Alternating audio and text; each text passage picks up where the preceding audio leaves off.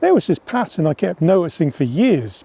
I'd finish a meal, actually full, comfortable, no problem, and then 20 minutes later I'd find myself back in the kitchen again. Not hungry, not craving anything specific, just wandering around, almost as if I was waiting for something to happen in there. And the ridiculous part is, I knew I wasn't hungry, but I still go in, still look around, still open cupboards, as if the answer was in there somewhere. It took me way too long to admit that what I was calling hunger wasn't hunger at all. It was something quieter, something I didn't even have words for at the time. It's taken me a lifetime to understand that some urges don't come from the body at all. They come from the little moments between moments, before you start something, after you finish something, when everything pauses for a second. That's when the mind starts wandering and goes looking for a way out. Nothing dramatic, just a small escape. And food becomes that escape. Not because you're hungry, but because it's familiar and easy. It's surprising how quickly your mind reaches for the thing that doesn't challenge you. For me, food was always the fastest way to take the edge off, and it didn't take much. Just a bite or a taste. Anything to break that quiet. I used to think those moments meant I needed fuel. Now I can see they were just moments I didn't want to deal with. The earliest signs of emotional hunger, not physical hunger. You know, people talk about emotional eating like it's always this big dramatic moment. Tears, ice cream, stress, heartbreak. And sure, I've had my moments with a tub and a spoon, but that's not what actually kept me stuck. The real stuff is subtle. It blends into your day without you barely even noticing. You wander into the kitchen for no reason and grab a small handful of something because your mind just wants a tiny distraction. You nibble while you're deciding what to do next. It's not emotional in the dramatic sense, it's emotional in a way a sigh is emotional and barely noticeable unless you pay attention. And because it's so subtle, you don't see how often you're using food to take the edge off a moment that you don't want to feel. That's comfort eating too, just the kind that slips under the radar. When I switched to a high carb, low fat diet, I didn't expect miracles. I didn't even expect improvement. I mean, to be honest, I had no expectation at all because most diets in the past just made me feel worse. And in the first few days, it didn't feel good. It felt exposed. When you remove the stimulation, the sugar highs, the processed flavours, the constant grazing, your brain notices the quiet. It notices the things that you used to blur out. You're not riding those little dopamine bumps anymore. You're just there in your emotional state. Meanwhile, you look around and everyone still looks full of energy. But that's not real energy. That's stimulation. You end up comparing your calm to their artificially boosted state. And when you've been overstimulated for years, calm can feel low. It can even feel wrong. But it's not wrong. It's just your baseline. And you probably haven't met it in a very long time. And this is usually a point where mental hunger shows up clearly for the first time. You actually see it for what it is. One of the biggest things I've learned is that the body doesn't really separate stress from hunger. They show up in the same places. That tightness, that empty feeling, that little restlessness in your chest or your stomach. And if you've used food to break discomfort for years, your mind will automatically read that tension every single time. That's why stress eating feels so real. It feels physical, even when it isn't. Back when I didn't understand any of this, I used to try to outrun that feeling with harder workouts, and all it did was make the false hunger louder. That's a big part of why I walk. I mean, why do you think I'm out here in the woods every day? There's something about being outside, hearing your own footsteps, actually breathing properly that lets all the internal noise settle a bit. You know, walking doesn't erase stress, but it gives you that clearer signal. It makes it a lot easier to tell the difference between real hunger and emotional hunger before you act on it. Once I started eating real food consistently, simple stuff like starchy carbs, vegetables, fruit, you know, things that have existed longer than modern packaging, my cravings changed their shape.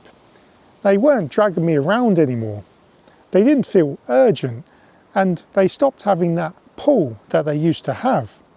And I realised something pretty simple.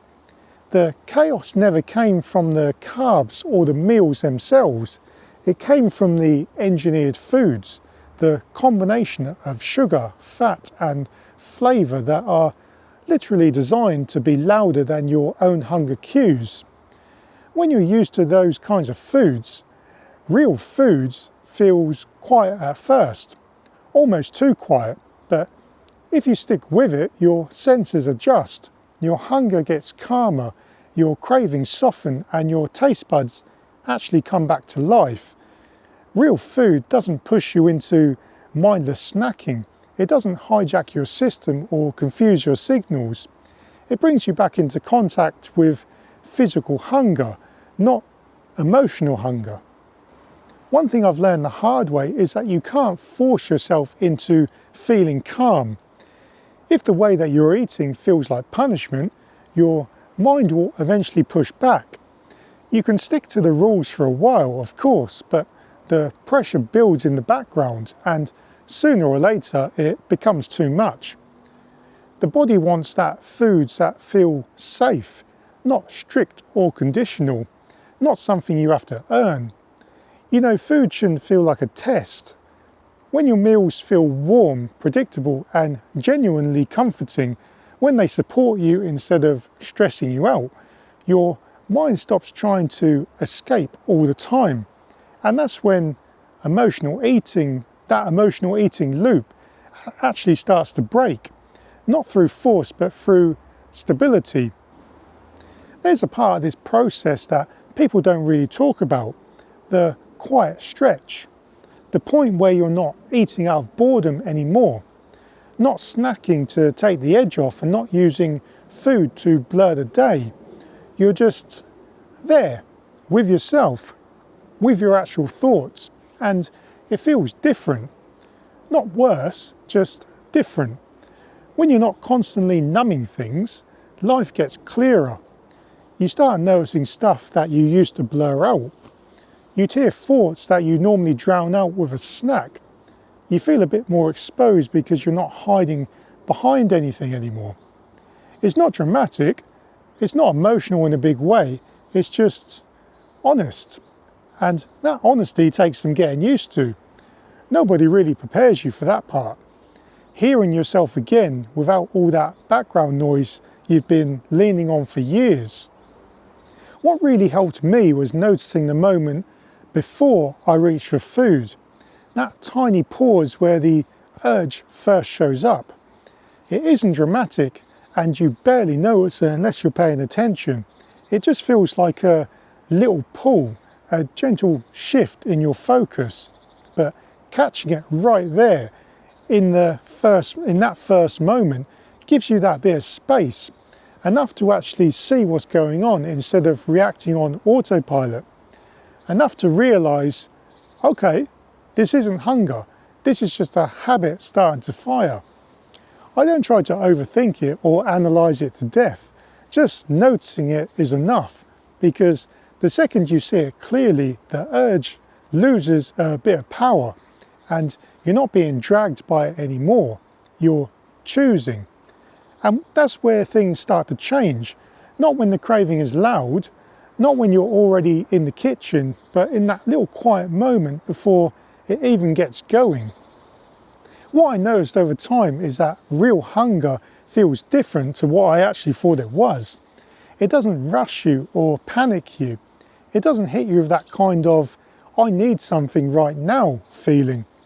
It just shows up slowly and sits there calmly.